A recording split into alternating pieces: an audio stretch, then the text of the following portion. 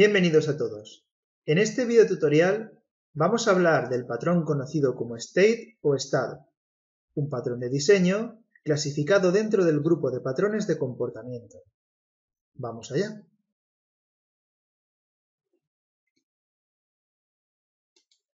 Bien, pues para empezar, vayamos primero por la definición. El patrón de diseño estado, según dice la pandilla de los cuatro, el Gang of Four, cuando da su definición nos dice que permite que un objeto modifique su comportamiento cada vez que cambie su estado interno.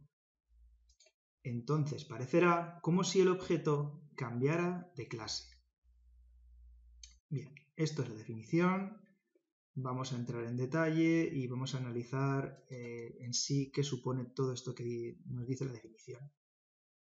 Bueno, la primera pregunta que nos hacemos es, ¿cuándo debería usar este patrón? Bueno, pues para dar respuesta a esta pregunta vamos a plantearnos que se cumplan una serie de condiciones y si se dan esas condiciones, pues entonces es el momento de aplicar este patrón. Vamos a ver tres condiciones y la primera condición, la condición 1, supone lo siguiente.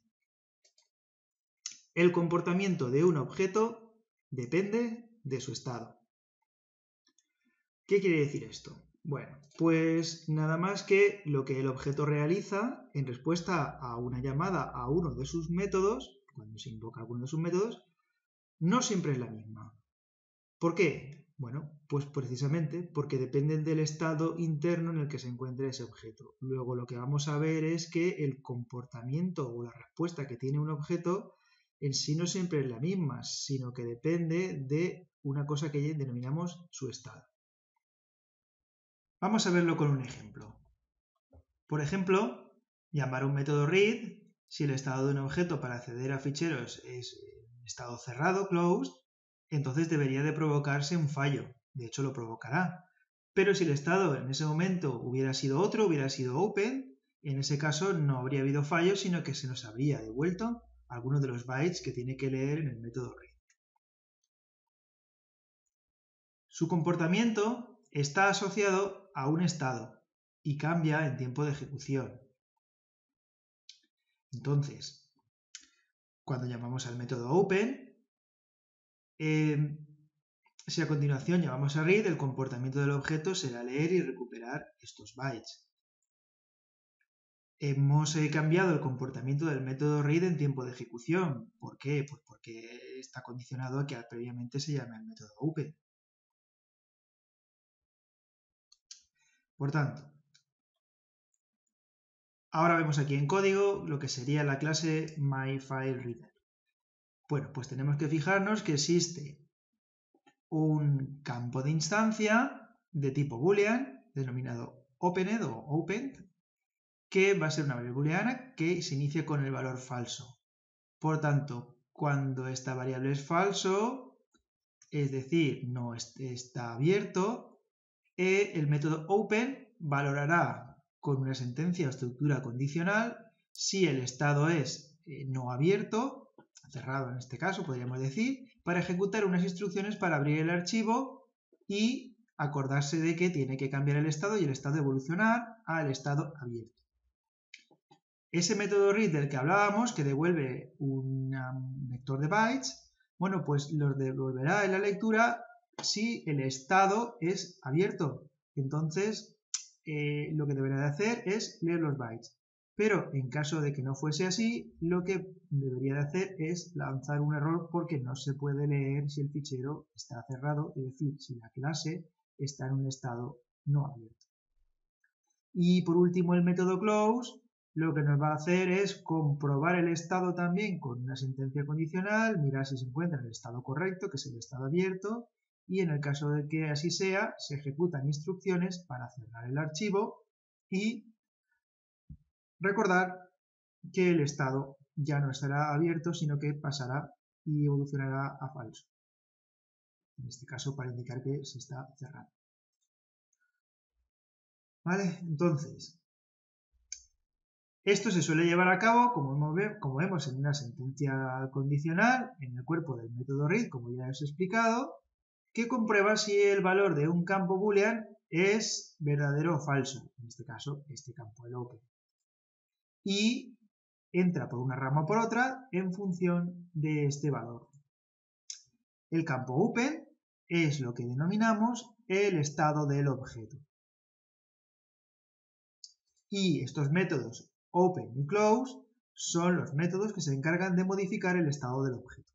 El método open hace que el estado pase a ser open igual a true y el método close es lo contrario y es que pasa a que la variable open valga false, por tanto esté en un estado cerrado. Comportamiento, por tanto, depende del estado. Y lo vemos claramente en este método open. ¿De qué depende lo que se haga? Del estado. En el método read, ¿de qué depende? Del estado. Y en el método close, ¿de qué depende lo que se haga? Porque también es sentencia condicional, pues del estado.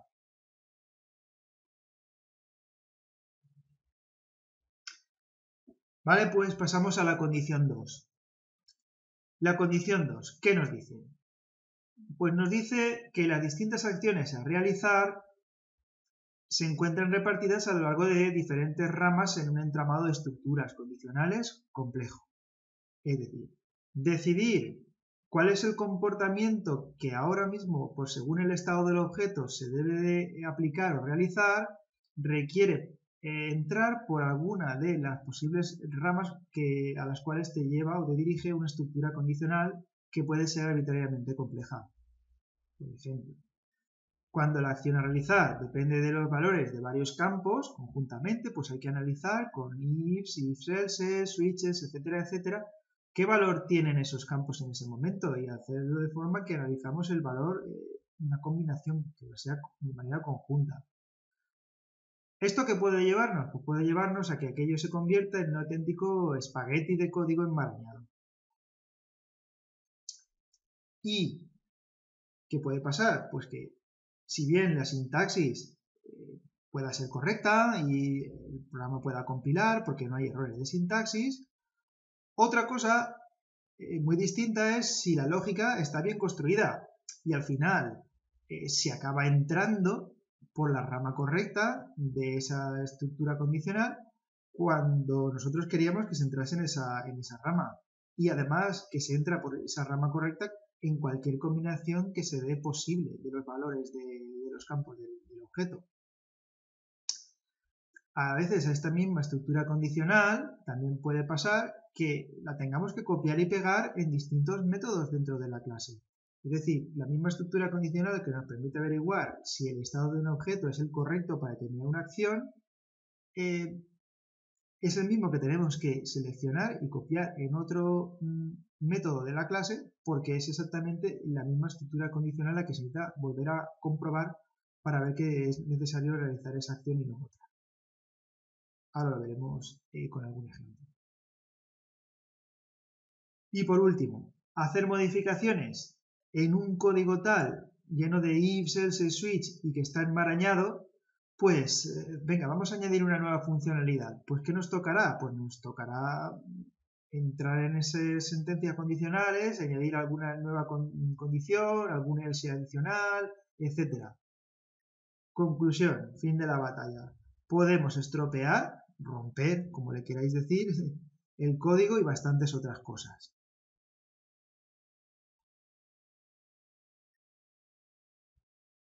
Y por último, condición 3. Bueno, pues la condición 3 viene a decirnos que puede ser que lleguemos a un número de combinaciones finito a comprobar entre los posibles valores que pueden tomar los campos de una clase. Es decir, a nosotros nos interesa comprobar que se dan una serie de condiciones que pueden ser A, B, C, D a la hora de valorar qué hacer. Cuando comprobamos los valores que tienen los campos de esa clase, queremos discernir si se encuentra en una combinación de valores A, una combinación de valores B, etc. Es decir, a nosotros lo que nos interesa es una combinación finita de posibles valores que puede tomar los campos de una clase. Y eso es el estado, por definición, de un objeto. Si contáramos con varios campos boolean, entonces estarían haciendo lo que se denomina hacer una labor de flags. Es posible que algunas combinaciones no sean posibles al mismo tiempo. Vamos a verlo con un ejemplo. El ejemplo sería en un juego en el que tuviéramos que manejar el personaje de un jugador. Y esos varios campos boolean podrían ser: primer campo boolean, el que nos dice si el personaje está agachado, campo isDag de tipo boolean. Bien, otro campo sería el campo isJumping, que nos indica si el jugador está saltando. ¿Qué ocurre con la variable boolean isDag y la variable boolean isJumping? Pues que pueden tomar valores verdadero o falso, pero lo que no debería ser es que ambas fueran true a la vez. Esta combinación no es posible, no debería de darse, porque no queremos que si el jugador está agachado, a la vez esté saltando. ¿De acuerdo? Bien. De todas maneras, si todas estas combinaciones que nos aparecen son finitas, son contables en un número finito, podemos aplicarles un nombre simbólico y enumerarlas. Podríamos entonces definir mediante Java una nueva clase enum o un tipo enum. Vamos a verlo. En nuestro caso nos ha salido lo siguiente.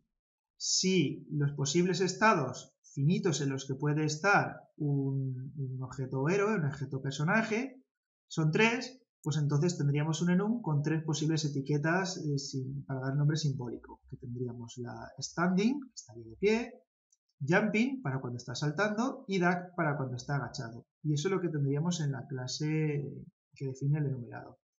Aplicado esto a la clase principal, la clase del héroe, la clase del jugador, lo que añadiríamos sería un campo instancia con el tipo de dato, el tipo del enumerado, state, y pues podríamos llamarle pues current porque representa el estado actual. Así pues, vamos a volver al ejemplo de el fichero para ver qué ha pasado si cambiamos por un enum. Donde antes teníamos un campo boolean, que era la variable open, ahora tendríamos que definir un enum state que tendría dos posibles estados, el estado open y el estado close. Por tanto, tendríamos esas dos etiquetas open y close dentro de la clase enum. Y dentro de la clase principal tendríamos que definir un campo para almacenar el valor del estado actual, y una cosa que haríamos es comprobar en este if si, vamos a ver, para poder saber si tenemos que hacer algo o no, vamos a comprobar. Yo lo haré si el estado está abierto. Pues bueno, si if state igual a state.open, entonces aquí ya sé que puedo hacer algo que solo puedo hacer cuando el estado del objeto sea estar abierto. ¿Vale? Pues venga, vamos a seguir hablando de la condición 3 y continuamos con ella. Lo primero es que ahora el estado viene determinado por el valor de un enum. Es decir, ahora ya no es una combinación posible de valores de campos de instancia, sino lo que vale ese campo enum. Por tanto, ahora solo debemos determinar qué acciones o eventos producirán cambios de estado. Es decir, vamos a ver lo que llamamos las transiciones. ¿Qué acciones o eventos son los que producen que haya que modificar el valor que haya almacenado en este campo state? Y decimos, en el ejemplo del fichero, las acciones que producen cambios en el estado son las acciones open y close, o abrir y cerrar. Y esos estados ya hemos visto que son el estado abierto y cerrado. Por tanto, recapitulando, cuando podemos enumerar los distintos estados en que se puede encontrar un objeto, así como las transiciones entre estos estados, pues sucederá que lo que tenemos ante nosotros es lo que se conoce como una Finite State Machine, por las siglas en inglés FSM, o máquina de estados finita. Y entonces podemos pensar en abstraer en un alto nivel, un poco subir el nivel de abstracción y representarlas con un sistema de representación que son los diagramas de estados. Aquí tenemos el diagrama de estados al cual nos estamos refiriendo. Bien, partiendo de un estado inicial, vemos que tenemos este rectángulo con bordes redondeados para representar estados, el estado close y el estado open serían esos rectángulos redondeados, y ahora las transiciones entre estados serían, pues, ¿qué métodos producen transiciones? El método open nos produce la transición desde cerrado a abierto, el método close desde abierto a cerrado, y el método leer no nos hace nada, simplemente nos mantiene en el estado abierto.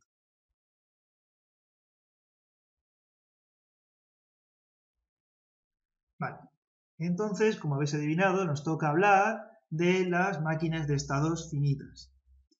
Bien, aquí tenemos otro ejemplo. En el caso de un reproductor de música, vemos otra vez que tenemos estados, en este caso son tres, el estado pues idle, ocioso, no haciendo nada en especial, en pausa, en espera, no en pausa porque pausa es el estado que tenemos aquí, y tenemos el estado reproduciendo cuando se está reproduciendo música y el estado pausa cuando pues hemos detenido la reproducción pero con una pausa, no queremos hacer una parada total. Vemos entonces claramente que no es lo mismo que se produzca un evento play o una acción play cuando estamos en el modo idle, porque entonces eso lo que nos hará será pasar al estado playing, que cuando estamos en el estado playing, porque con el estado playing si se produce un evento play o una acción play del usuario, en este caso sí que es la misma acción play, pero nos lleva al estado pausa. E incluso el mismo play desde el estado pausa es diferente al resto de eventos play porque desde el estado pausa lo que nos hace es llevarnos al estado play de reproducción. ¿Vale? En este caso, digamos que el objeto que cumple la condición 3 se puede modelar como una máquina de estado finita y que modelar una finite state machine consiste en lo que hemos venido diciendo, identificar los estados, en qué estado se puede encontrar el objeto, representarlos como nodos y las acciones o eventos que se producen, esos cambios de estado, esas transacciones, se representan como arcos o flechas.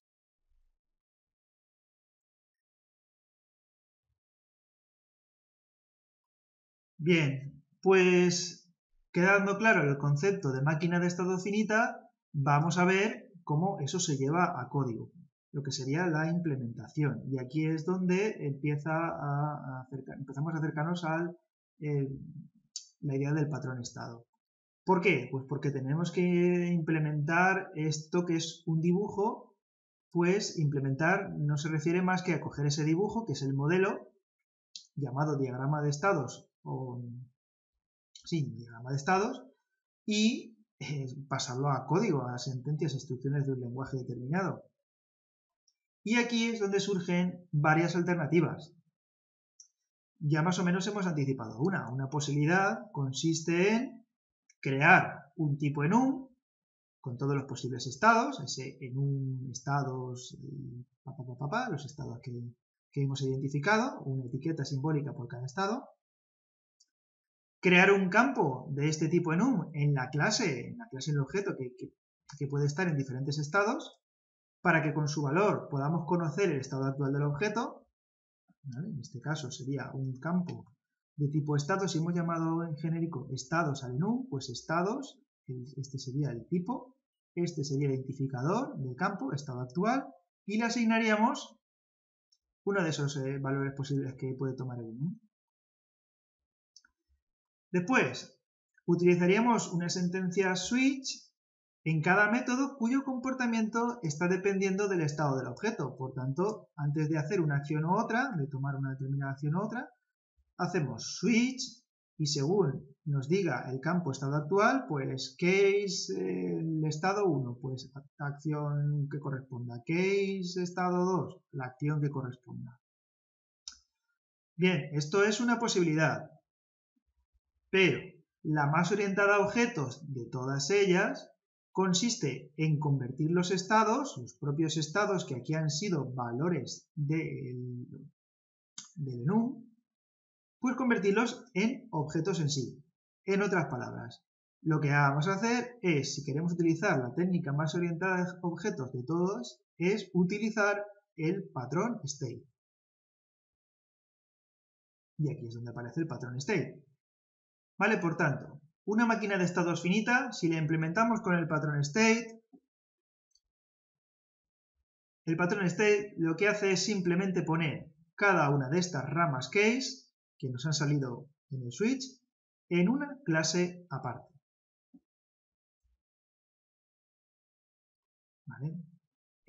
Si recordamos un poco el patrón estrategia, pues en el patrón estrategia, como vimos, partíamos de una clase y en esa clase había dentro una estructura condicional que queríamos sacar fuera, porque esa estructura condicional nos decidía si hacer una cosa u otra, y no queríamos que fuera la propia clase la que tomara la determinación de qué hacer conociendo el contexto. Entonces, partíamos de esa clase que contenía una estructura condicional y determinaba la estrategia a seguir según una condición. Entonces, lo que hacíamos era que separábamos cada una de las ramas de la estructura condicional y esas instrucciones las llevábamos, esas instrucciones, esas acciones, esos algoritmos, las llevábamos del cuerpo de una rama a una clase distinta. Bien, ahora la clase en realidad no tiene los algoritmos, recibe una referencia a un objeto, la estrategia, que según su clase implementa alguno de ellos y delega en él. ¿Vale? Entonces, ahora a la clase le hemos quitado todos los algoritmos que tenía, todas las posibles acciones que podía tomar, y en vez de tener codificada cada una de las posibles acciones a hacer en función de que se dé una condición u otra del contexto, esto va a pasar un poco del tema de la estrategia, la clase lo que recibe es una referencia a un objeto. Y ese objeto, recordemos que le denominamos en su momento la estrategia. Como las estrategias se implementan en una misma interfaz, son intercambiables unos con otros y eso es el tipo que va a utilizar de la clase para poder referirse a él, el tipo de la interfaz. Pero evidentemente, según el objeto concreto, según la clase que implemente esa estrategia, se estará ejecutando una acción u otra distinta. Esto es igual que lo que estamos diciendo del patrón estado.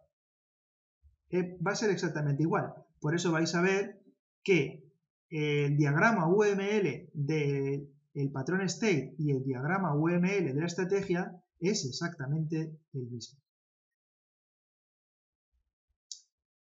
Bueno, pero alguna diferencia tiene que haber. Por tanto, en esta transparencia vamos a ver state versus strategy.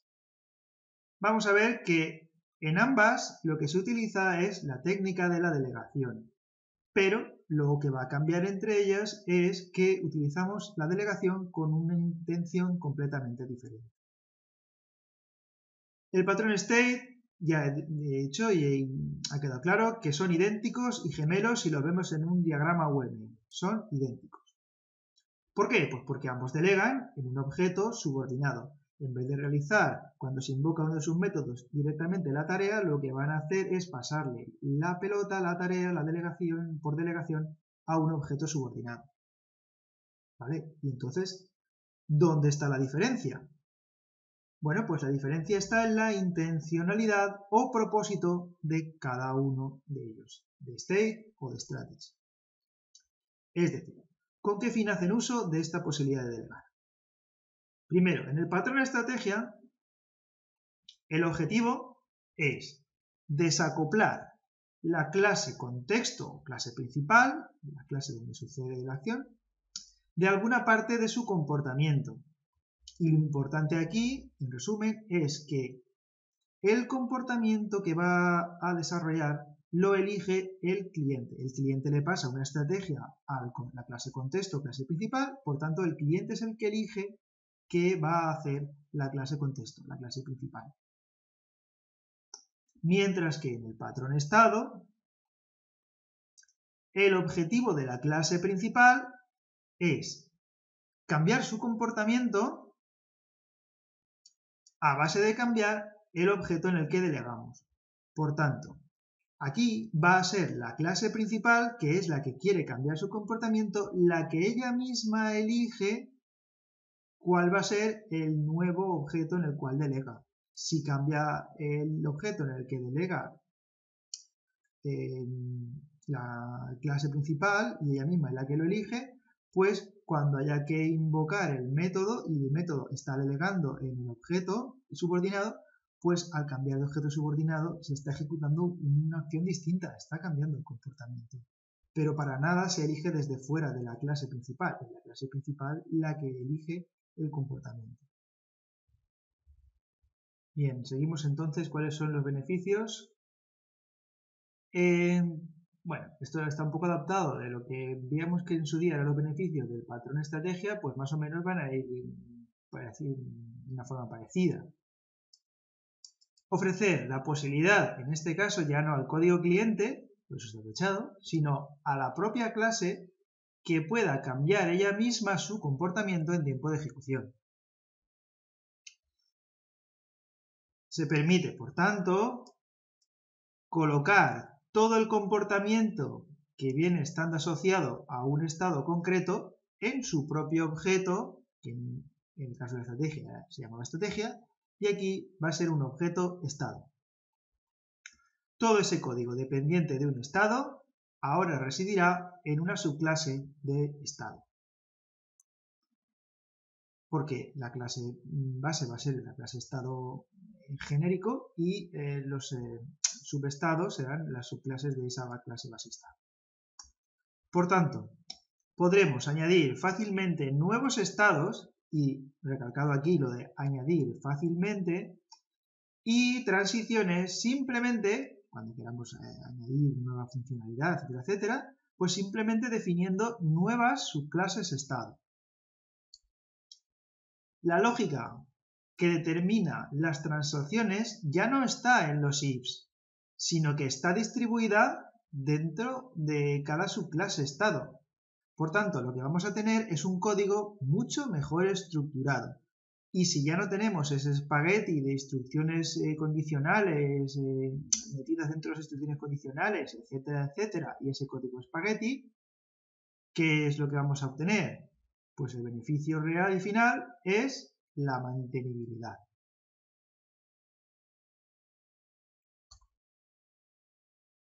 Bueno, la mantenibilidad es otra forma de verlo es cómo gestionamos el cambio. Es decir, cuando ya hemos desarrollado la aplicación y queremos mantenerla, lo que supone mantenimiento es que aparezcan nuevas especificaciones que impliquen que haya que hacer cambios en el código del programa. ¿Y cómo gestionamos ese cambio? Bueno, pues como hemos utilizado un patrón que es el patrón estado, que es estructuralmente igual que el patrón estrategia, pues lo que hacemos es que al implementar una máquina de estados mediante el patrón state, estamos facilitando esos cambios que son posteriores en la fase de mantenimiento. Vamos a ver entonces qué labores cumple cada parte. Por un lado tenemos el objeto contexto, objeto principal, objeto que va a estar en determinados estados. Bien, pues este objeto agrega una referencia a un objeto estado. Ahí va a ser un campo en el cual vamos a poder almacenar una referencia a un objeto estado. Y eso va a ser lo que se va a entender como el estado actual. Siguiente, pues los métodos cuyo comportamiento depende del estado actual van a delegar en métodos del objeto estado actual. Esto sigue un patrón similar a la estrategia. Yo tengo un método que para ejecutar una acción u otra depende del estado actual del objeto. Bueno, pues simplemente lo que haré será llamar al objeto estado y pasarle los datos que tiene el método y decirle que haga por delegación lo que le tocaba hacer a ese método. Y también tendremos que definir una interfaz, llámese un método, lo que necesitemos, para que estos objetos estado puedan realizar la transición entre los estados. ¿Y los objetos de estado? ¿Qué tienen que hacer? Bueno, pues primero, realizan la acción que les ha sido delegada cuando son el estado actual del objeto contexto. Por tanto, es posible que en algún momento al objeto contexto se le invoque un método y su comportamiento, hacer una cosa o hacer otra, depende del estado actual, pues en ese momento lo que hacen es delegar y será ese objeto estado actual el que recibe la llamada por delegación y ejecuta la acción. Y si como consecuencia de la acción hay que o debe suceder un cambio de estado, es decir, una transición, entonces invocarán a ese método que hemos dicho aquí, esa interfaz, ese método que ha provisto el contexto, pues ese será invocado para realizar la transición de los estados. Eso será cuando determinan que se debe producir un cambio de estado. Vamos a ver todo esto con un diagrama UML para que quede claro y se entienda de qué estamos hablando. Vale, aquí tenemos el primer elemento, que sería una clase abstracta o interfaz state. Es la base de todos los estados y que tiene un método que genéricamente vamos a llamar manejar, controlar, etc. handle. Los estados concretos son clases que implementan la interfaz del estado, por tanto definen el comportamiento del método handle para cada tipo de clase, o si esto fuese una clase abstracta, pues entonces lo que haría sería heredarla e implementarla igualmente. En el método handler, el stateA lo que dice es qué hacer si el objeto se encuentra en el estado A. Si el estado del objeto es estado A, entonces lo que dirá que hay que hacer es el objeto estado A. Y estado B sería el estado similar, pero para cuando estamos en el estado del objeto B. Por tanto, la implementación del método handle será la implementación que diga cómo debe comportarse ante la llamada a un método el objeto principal cuando se encuentra en el estado B. Y el estado A lo mismo. Vamos a ver entonces la clase contexto. La clase contexto decía que por un lado había que mantener una referencia a la instancia objeto estado actual. Eso se va a almacenar en esta variable de tipo state, en este campo state, que mantiene una referencia a un objeto estado. Después, había que definir un método que, evidentemente, agregamos una referencia a este tipo de objetos estado, y había que definir, en tercer lugar, había que definir un método para poder proveer a los objetos estado de una forma de hacer la transición. En este caso, está aquí, es el switch state, y cada vez que se invoque a switch state se tiene que proporcionar una referencia a cuál es el nuevo estado al cual vamos a cambiar. Internamente esto se podrá implementar tan sencillo como asignar en este campo current state cuál es el valor del nuevo estado que viene en el parámetro de entrada. Pero se pueden hacer algunas cositas más como a la continuación veremos. Y el método performRequest es ese método en el cual desde el código cliente se le llama para ejecutar una acción, pero la acción que hay que llevar a cabo pues en sí depende del estado. Por eso en sí la implementación de performRequest no va a hacer nada, sino que como vemos delega en el método handle del estado. Y ahora si este referencia state referencia a un estado de tipo A, pues ejecutará el código que hayamos definido dentro de este método, pero si la variable campo state, bueno, se entiende que es current state, apunta a un objeto de tipo state B, pues entonces se ejecuta el comportamiento que he definido dentro del método handle de los state B. Con un pequeño ejemplo de código se podrá apreciar.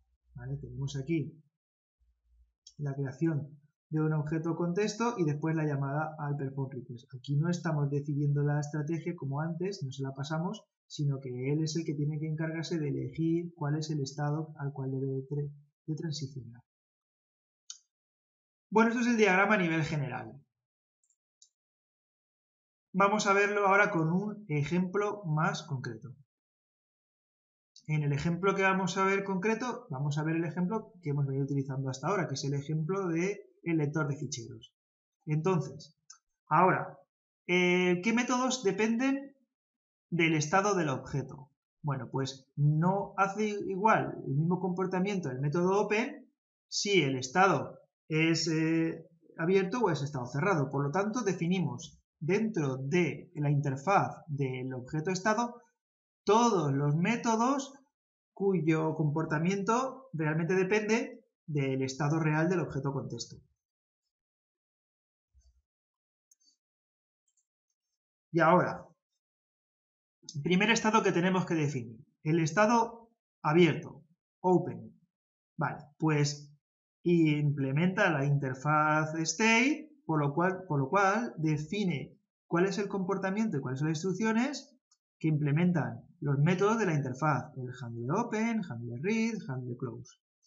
Y, pues, por ejemplo, el handler read, si estás en el estado open, lo que vas a hacer es devolver los bytes leídos. Y otro estado concreto sería el estado close, y el estado close obviamente implementa la misma interfaz state y define cuál es el comportamiento de los métodos open, read y close cuando el estado del objeto es cerrado. Para el caso concreto de handler read, pues al contrario de cuando se está abierto que devuelve los bytes leídos, en el estado cerrado lo que hace es lanzar un error. La clase que hace de contexto en este caso sería el myFileReader, el lector de ficheros. Tendrá el campo para tener una referencia a un objeto state, que puede ser un objeto concreto opened o un objeto concreto closed, el método para cambiar de estado y los métodos de la interfaz open, read y close. Open delegará en handleOpen, read delegará en handleRead y close delegará en handleClose. ¿Vale? Vemos entonces que agrega una referencia a un objeto state en la variable current, en el campo current, y la delegación del método read será poner que en el cuerpo del método read lo que hacemos es delegar en el objeto estado que tenemos en la referencia almacenada en el campo de la clase current. Por tanto, current.handlerRead. Si detrás del campo current hay realmente un objeto de tipo open, se ejecutará el método definido aquí, las instrucciones que hay aquí, y si lo que hay es un objeto de tipo close, se ejecutarán las instrucciones que hay en la implementación del handler-read de aquí. Vale. Ejemplo de utilización, pues aquí lo tenemos. Crear una nueva instancia y ahora si llamamos a read, pues en principio, depende del estado en el que se encuentre, pues hará, pues vamos a suponer que se encuentra en estado abierto, pues se ejecutará las instrucciones que haya aquí. O no, puede ser que esté cerrado, entonces habría que abrirlo. La primera posibilidad sería que al llamar a read, en realidad lo que hace sea que lance un error. Vale, pues lanzará un error. Ahora ya estaría abierto porque empieza en estado cerrado, pues llamamos al método open, que es el que abre. Y ahora, una vez sí que está abierto, si hacemos una lectura, ya sí que al estar en estado open, porque este método cambia, hace una transición de estado, se produce la lectura. Volver a hacer un open, pues en realidad no tiene ningún efecto porque el método open en estado abierto no tiene que hacer nada especial. Y el método close sí que será el que si estamos en estado open, pues hará algo interesante que se va a llevarnos a cerrar. Bueno, esto es lo que más o menos estaba intentando contar y es que la implementación del método handleClose aquí es lo que hará será coger y cambiar a un estado nuevo que será el estado close. Los métodos open y los métodos close, aparte de hacer todo lo que tienen que hacer, en última instancia, como su llamada supone una transición, utilizan el método de la interfaz switchState para, pasando una referencia al nuevo estado al cual se va a evolucionar o se va a transicionar, que este nuevo estado sirva para asignar de nuevo la variable current.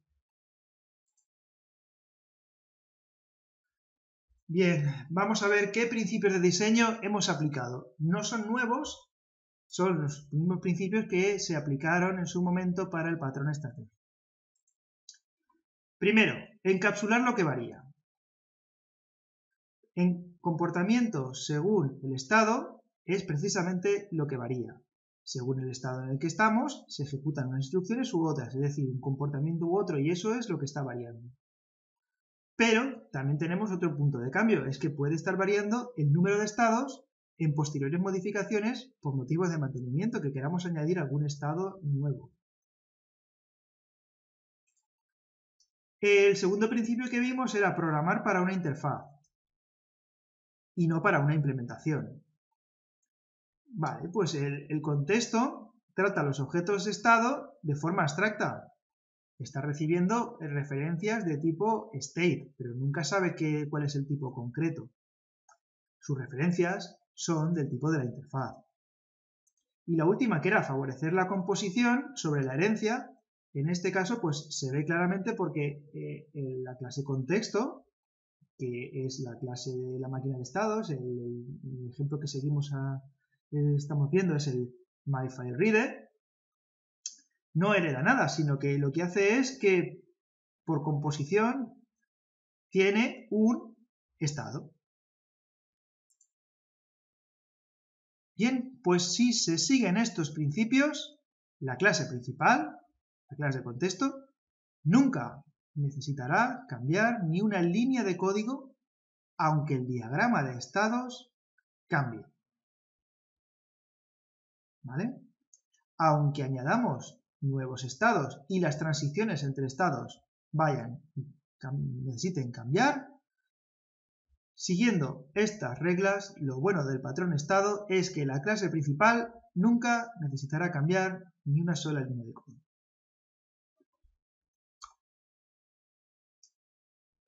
¿Cómo implementamos los estados? Hemos estado hablando así un poco en general.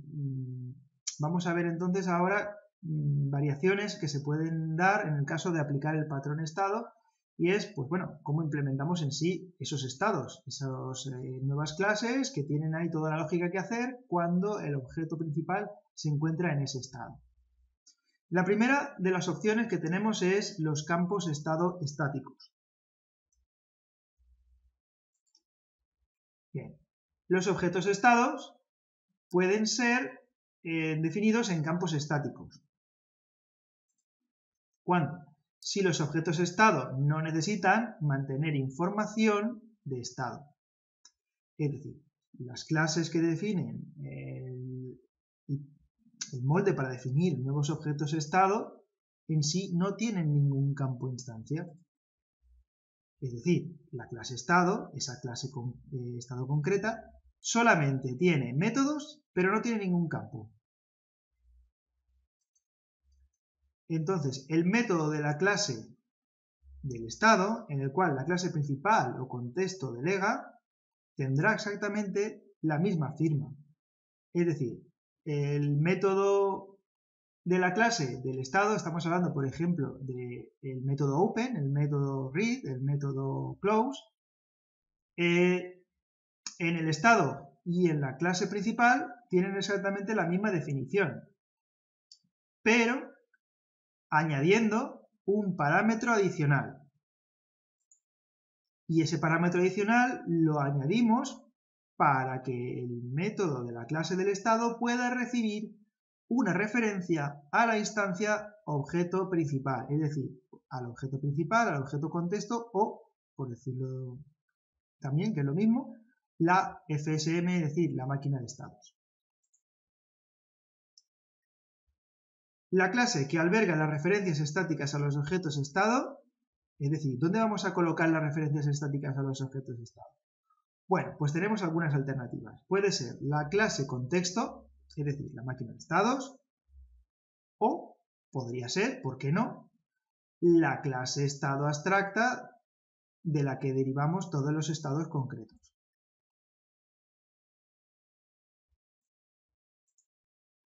En la siguiente transparencia vamos a ver un ejemplo. ¿Vale? Por ejemplo, clase HeroState. Vamos a suponer que tenemos un personaje en un videojuego y que puede encontrarse en distintos estados. Ya hemos hablado de ello. Pues la clase HeroState es la clase base de los estados.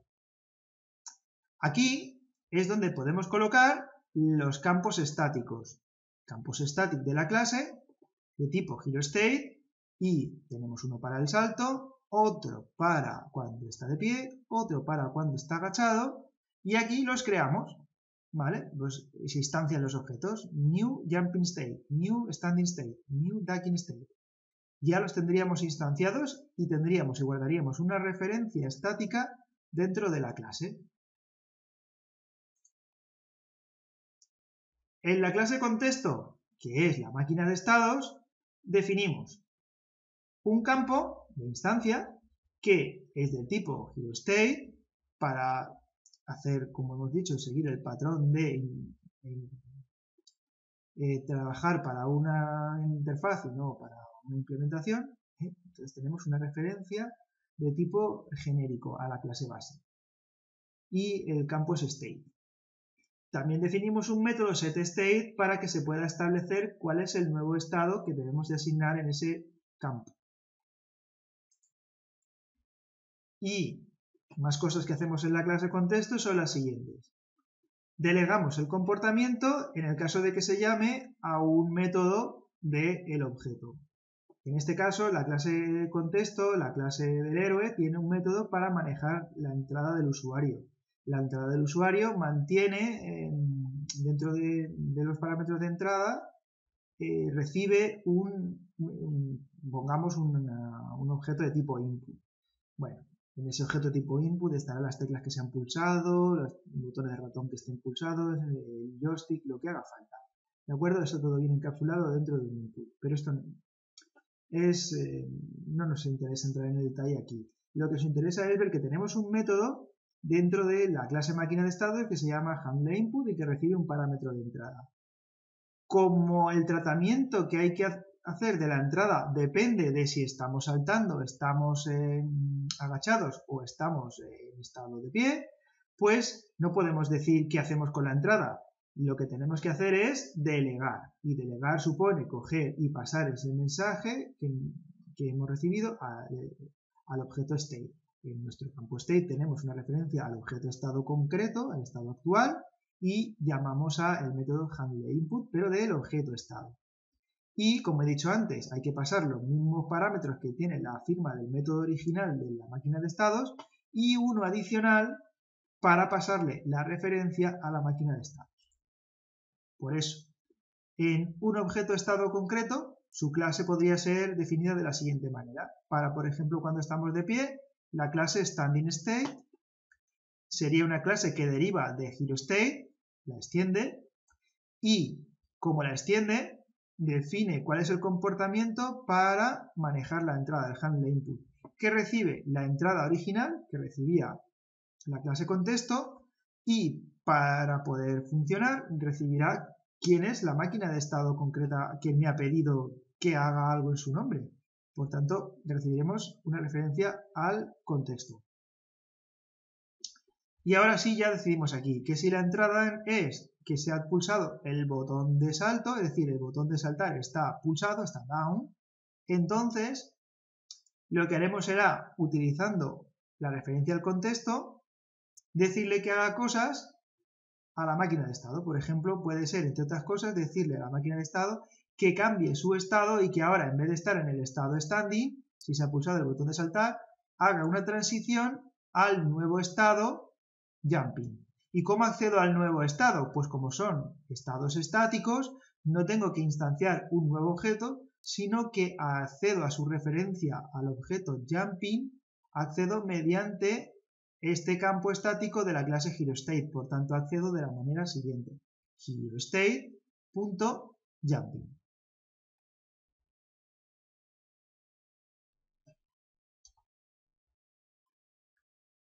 Vamos a ver ahora otra forma de implementar los estados. Ahora los estados son estados instanciados en cada transición.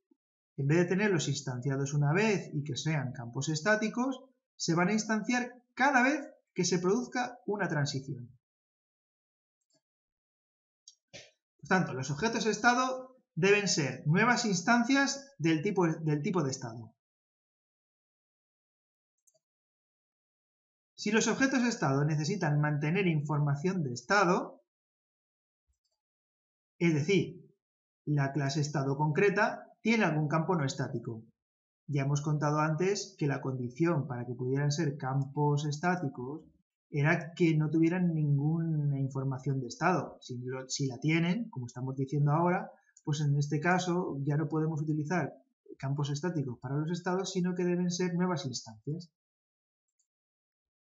Vale, pues en este caso los objetos estado se instancian desde cualquier otro objeto estado cada vez que se va a producir la transición de un estado a otro.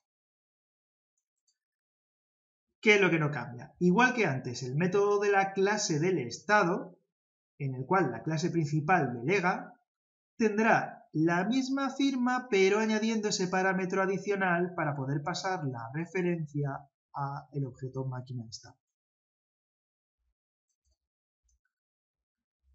Bueno, como todo esto se ve mejor con un ejemplo, vamos con el ejemplo. En el ejemplo, ahora, ¿qué es lo que no cambia? Pues no cambia para nada lo que es la implementación de la máquina de estado. La máquina de estado debe de mantener, como siempre, una referencia al objeto estado actual, un método para poder cambiar de estado y la delegación en el objeto estado de la tarea encomendada cuando se llame un mensaje para manejar la entrada. Pues bueno, yo manejo la entrada, que la maneje según el estado en el que yo me encuentre y que se ejecute lo que tenga que ejecutarse. La diferencia, ¿dónde está? La diferencia está en los objetos de estado. Hemos dicho que ahora cuando se quiere hacer una transición, y vimos que cuando se pulsaba el botón de salto estando en el estado de pie, se quería pasar al estado saltando, en el estado de salto. Aquí antes teníamos la posibilidad de hacer referencia a un campo que mantenía una referencia a un objeto que ya estaba instanciado, pero ahora ya no es así. Ahora se instancian nuevos objetos cada vez que hay que hacer una transición de un estado a otro. Por tanto, ahora sí que vemos aquí una construcción de un nuevo objeto de tipo JumpingState para ser asignado como nuevo estado a la clase contexto o máquina de estado.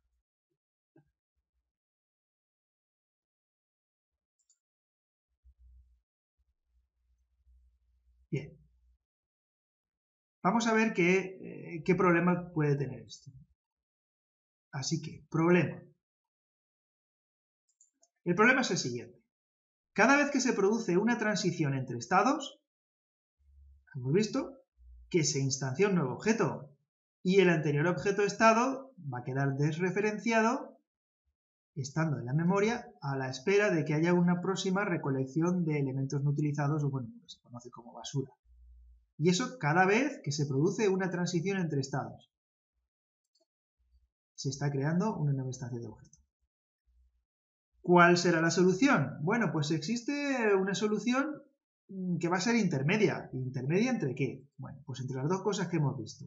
Intermedia entre que se cree una instancia estado, objeto estado, por cada clase estado, que sea compartida por todos los objetos máquina de estado de la aplicación, es decir, la versión de campos estáticos, en la que solo creamos una instancia de cada estado y se comparte por toda la máquina de estado de la aplicación.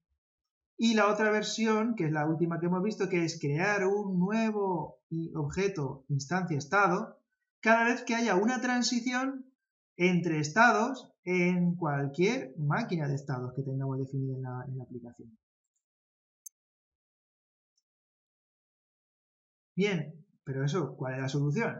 La solución es que vamos a reutilizar los objetos estado siempre que sean dentro de una misma máquina contexto. Por tanto, la solución es que cada máquina instancia su propio conjunto de objetos estado. Y, cuando los tiene, les pasa una referencia a sí misma en el constructor para que sus objetos estado sepan a qué máquina de estado pertenecen. Es lo que hacen, la guardan como información propia de estado. Y además de lo que tiene que hacer la máquina, que los objetos estado, 1. Definen un método para inicializarlo, como si se creara una nueva instancia. Porque no se va a crear, en realidad lo que queremos es que vuelva a un estado inicial de valores, que es como si cuando se creaba de forma limpia, pero no se está creando, estamos diciendo que es vuelve a ponerte como cuando te creaste. Podemos llamar a este método si lo consideramos oportuno, no es una cosa obligatoria, en el momento de la transición, para que en este caso que el objeto estado parezca que es un objeto que se ha creado como nuevo, aunque en realidad no es nuevo, simplemente que lo hemos vuelto a dejar como nuevo. Y si no lo consideramos conveniente, pues no pasa nada, no es necesario inicializar la información de estado, sus campos en un objeto estado. Y lo segundo que tiene que hacer es mantener una referencia a su objeto máquina contexto. Eso obviamente la deben mantener porque es la máquina a la que se lo pasa, el constructor. Vale, como siempre el ejemplo. Vamos a ver si el ejemplo aclara todo esto que hemos comentado. Hemos dicho primero que la clase contexto lo que va a hacer es crearse su propio juego de estados. Es decir, va a crearse, como los estados son 3, pues voy a crear los 3 estados, un objeto estado jumping state, un objeto estado standing state y un objeto estado ducking state. Uno de cada, de los posibles estados en los que puede estar.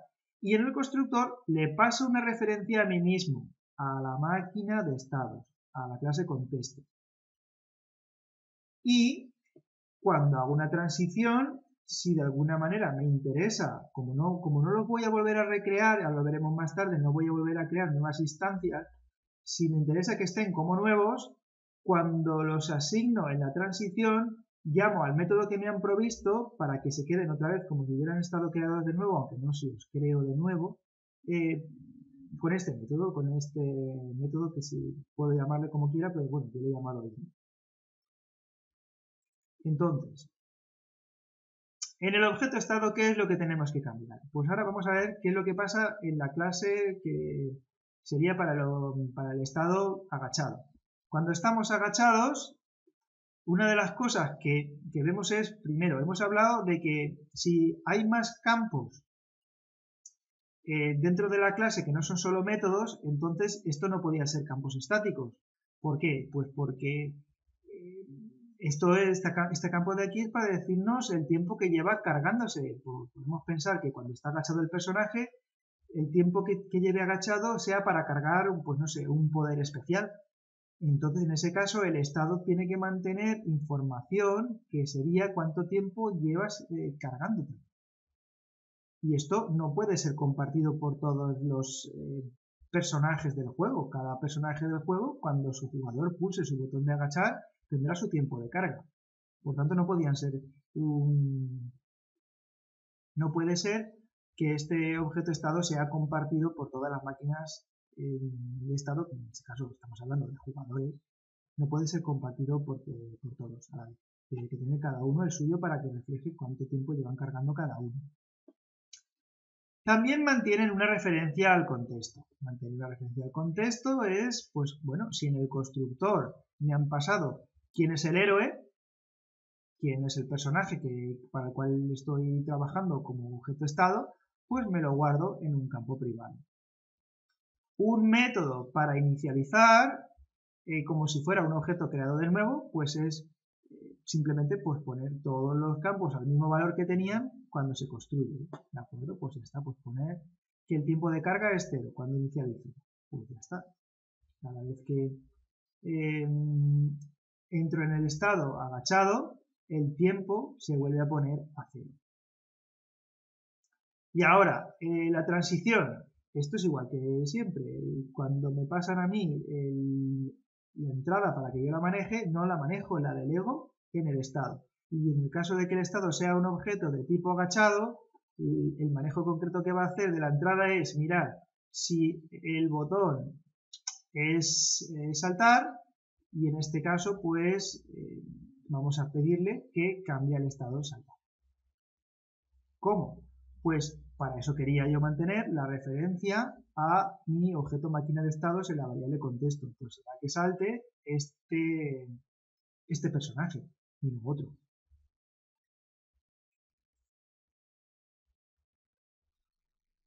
Muy bien, esto es lo básico. Vamos ahora a ver algunas cosas que son un poco más avanzadas y es pues entrar en detalle de ciertas cositas que nos pueden pasar cuando estamos con máquinas de estado. ¿Sí? La primera de ellas es hablar de las máquinas de estado jerárquicas. Se puede dar el caso de que para un grupo de estados las transiciones sean muy similares, es decir, que se repitan. Vamos a ver un ejemplo. Tanto si un reproductor está en pausa como si está reproduciendo o está parado, cuando yo pulso el botón apagado, se produce la misma transición hacia el estado apagado. A eso es a lo que nos referimos en que esté en un estado u otro, la transición se repite. Es decir, estoy en reproducción, estoy en pausa o estoy en parado, pues que se produce toca el botón de apagado, pues se van a ir al estado apagado. Esto en una máquina de estados finitas, cuando los estados son similares, estaríamos duplicando el código en cada uno de estos estados. En el objeto que sería para el estado reproduciendo, tendríamos que, si se produce el botón que se pulsa es el botón apagado, ir al estado apagado. Lo mismo copiar y pegar para el estado pausa. Lo mismo copiar y pegar para el estado parado. Por tanto, sería mejor, ¿qué sería mejor? Pues implementar el código de esa transacción que es común a todos estos estados una única vez. Y reusarlo a través de los distintos estados que hacen esta transición. Si lo escribimos una única vez, que cuando se pulsa el botón apagado hay que ir al estado apagado, pues no tenemos que estar copiándolo y pegándolo, lo estamos reusando a través de los distintos estados que hacen esta transición. Así pues, en una máquina de estado jerárquica, un estado, lo que vamos a decir es que puede pertenecer a lo que se conoce como un superestado. ¿Vale? Y entonces, ese estado se convierte en un subestado de este último, del superestado. Aquí tenemos un diagrama de estados para que visualmente podamos ver qué es de lo que estamos hablando. Los estados reproduciendo, pausa y ocioso, todos tienen una transición común, que es si se toca el botón de encendido, el botón de power, tienen que transicionar a un estado off. Tanto, si no tuviéramos este superestado jerárquico on, tendríamos que escribir una transacción desde playing con power hacia off, desde idle con power hacia off y desde paused desde con power hacia off. Bueno, pues cuando se produce una transición de entrada, si el subestado, ahora vamos a hablar de qué pasa cuando se produce una transición desde power hasta aquí dentro, si el subestado no la maneja, si playing, idle y pause no tienen nada que decir, entonces será el superestado el que nos diga qué es lo que hay que hacer. Y si tampoco la maneja, sigue subiendo sucesivamente por la jerarquía. Podría ser que este superestado perteneciese a otro superestado, etcétera, etcétera, etcétera. Es decir, que cuando hay que tomar una determinada acción, es el subestado el que tiene la palabra. Y si no tiene nada que decir, es el superestado. Y si no, el superestado del superestado. Y así sucesivamente por la jerarquía. Bien, si la implementación de esa máquina de estados finitos se realiza mediante una selección orientada a objetos, vamos a tener muy fácil las cosas. ¿Por qué? Porque el patrón estado es la forma orientada a objetos de implementar en código una máquina de estados. Entonces, si hemos utilizado el patrón estado y estamos diciendo que si la implementación de la máquina se realiza mediante una selección de objetos, ¿qué va a pasar? Bueno, ¿qué pasa en la orientación a objetos? Que la forma de compartir funcionalidad común entre estados será sencillamente pues, utilizar la herencia. Por ejemplo, si definimos una clase base para el estado on,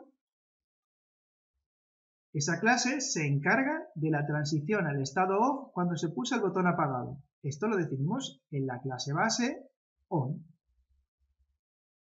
Y los estados reproduciendo pausa y parado heredan este comportamiento del superestado cuando se convierten en subestados. Por tanto, hemos cumplido con lo que queríamos, que era reutilizar código mediante herencia. Siguiente concepto avanzado que podemos tratar, que son las máquinas de estados concurrentes. Bien, hablando de máquinas de estados concurrentes, vamos a ver qué es. Si ampliamos el ejemplo del reproductor de música para que pueda silenciarse, entonces tendríamos dos estados nuevos. El estado silencio, mute, o el estado sonando, sonido, sound. Pero estos estados se pueden dar combinados con cualquiera de otros estados anteriores. Podemos estar en silencio en el modo reproducción, en silencio en el modo idle, en silencio, etc. Es decir, serían subestados del superestado ahora. Tendríamos que duplicar los estados para combinar todas estas posibles combinaciones. Tendríamos el play and sound, el play and mute, pause and sound, pause and mute, idle and sound, idle and mute. Claro, obviamente existe otra solución, y esa solución es utilizar los estados concurrentes.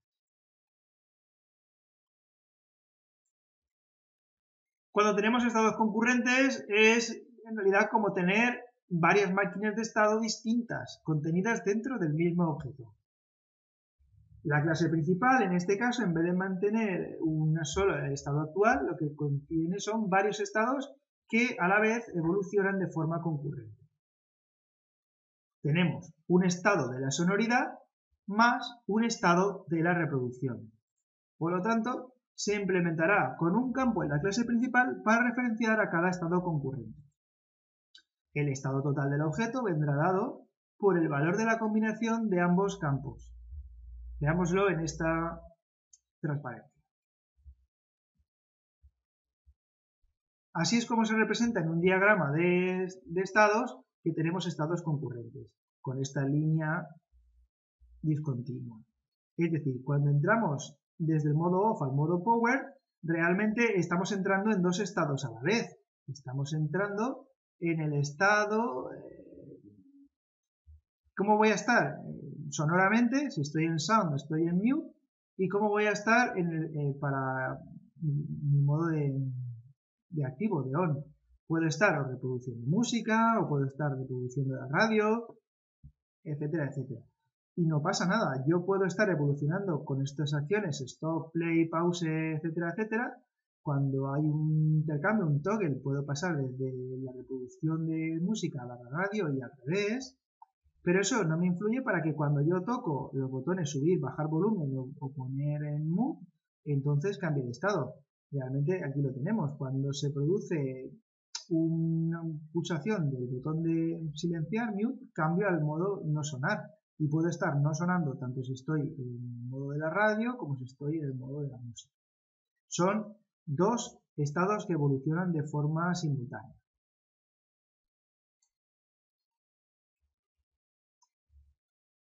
Y ya para terminar, vamos a ver cómo podemos endulzar todavía un poquito más las máquinas de estados con acciones de entrada-salida. Pensemos. A veces queremos realizar una acción siempre que se entra o se sale de un estado. Y además, sin importar cómo se ha llegado a este o hacia qué estado se producirá la transacción. Bien, la acción de entrada se producirá cuando se entre en un estado y no importa de qué estado se venga. Nosotros lo que queremos es, vale, muy bien, yo acabo de entrar en este estado, pues me da igual si venía del estado I, del plugin o lo que fuera. Yo no es que ejecute la acción porque se produce esa transición, sino porque entro en el estado que entro. Y me da igual cuál transacción haya sido la que me ha llevado a ese estado. Y lo mismo pasa para una acción de salida, que se producirá cuando se salga de un estado. Es decir, yo tengo que salir de este estado y no importa a qué estado voy a llegar, a qué nuevo estado voy a evolucionar. Por el hecho de salir de este estado tengo que ejecutar una determinada acción. Pues eso son las acciones de entrada y salida.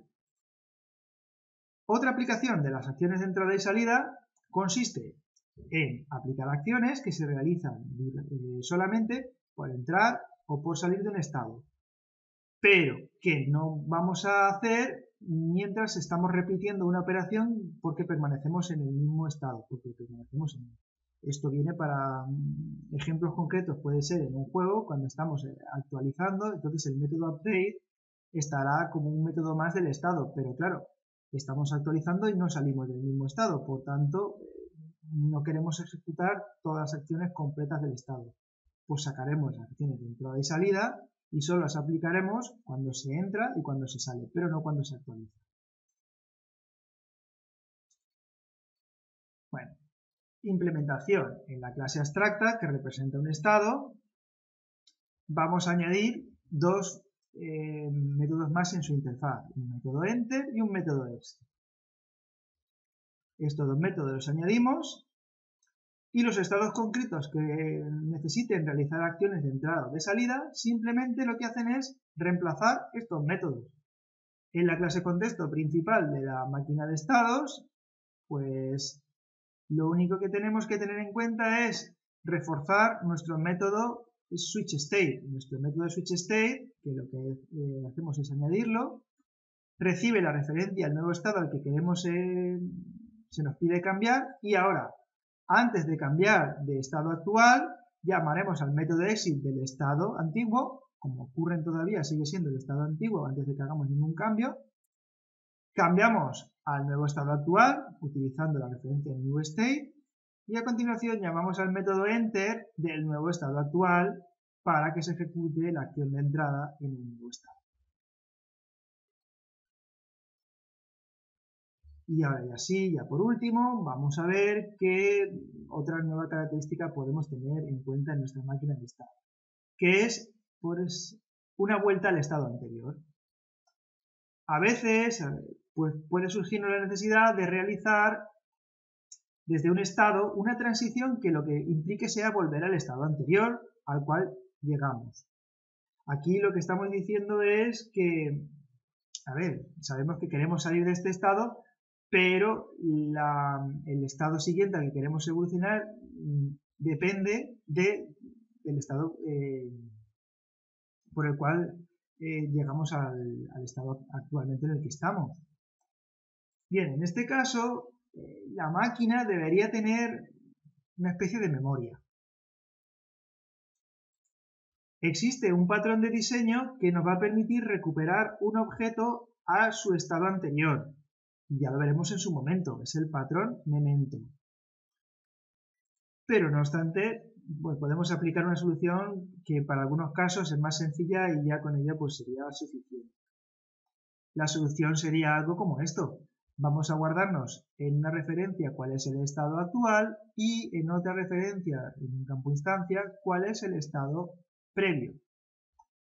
Y cuando tengamos que hacer la transición en el setState, bien, comprobaremos si el nuevo estado es distinto del estado anterior, el estado actual, ¿vale? Porque el estado nuevo, si es distinto del actual, sí que supone un cambio verdadero de estado, y entonces en ese caso anotamos en el campo previous el actual para saber cuál es el campo anterior del cual nos estamos yendo, y con el nuevo estado apuntamos y guardamos en el campo state cuál es el nuevo estado al que ahora pertenecemos o estamos.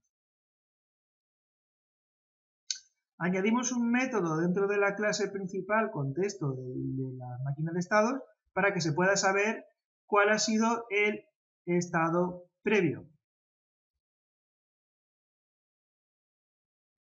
¿Vale?